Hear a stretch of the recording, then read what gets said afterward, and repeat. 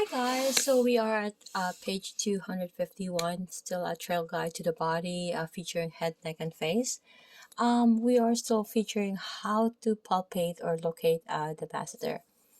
In case looking at image here, 5.54, we're having the partner in supine. As you can see, the client is clenching her jaws.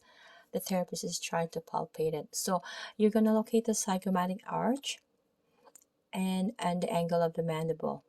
Okay, so the angle of the mandible is around that area. You're going to place your fingers between those bony landmarks and palpate the surface of the masseter. You're going to ask your partner to alternately clench and relax her jaw as you sculpt out the square shape of the belly. Clarify the masseter's fiber direction by strumming your fingers horizontally across its muscle fiber. Okay, so you can see here in this image here 5.55 or 555. Continuation also number 3. Now you're going to ask your partner to relax and trying to grasp. As you can see, the therapist is trying to grasp the chunky bellies of the masseter. Okay, you're going to ask yourself these questions as your partner clenches your jaw. Can you outline the anterior edge of the masseter? If your partner opens her jaw as wide as possible, can you feel the tissue lengthen?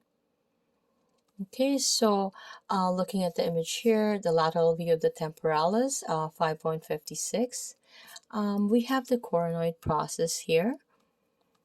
Okay, and as you can see, the temporalis, this is more so the insertion of the temporalis and the anterior angle of the ramus of the mandible. Okay, so the action of the temporalis is to elevate the mandible or the temporomandibular joint. Okay, it also retracts the mandible, and the origin is at the temporal fossa, right? That this is the temporal fossa and fascia because there's a aponeurosis. Okay, insertion I have mentioned there, and then nerve innervation is the trigeminal nerve 5 or nerve of the mandibular division. So as we know that the temporal muscle is located on the temporal aspect of the cranium, its broad origin attaches to the frontal and temporal and parietal bones.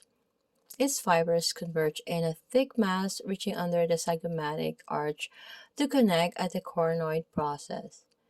Though deep to the temporal fascia and artery, the temporalis is superficial and directly accessible. See you guys on 252.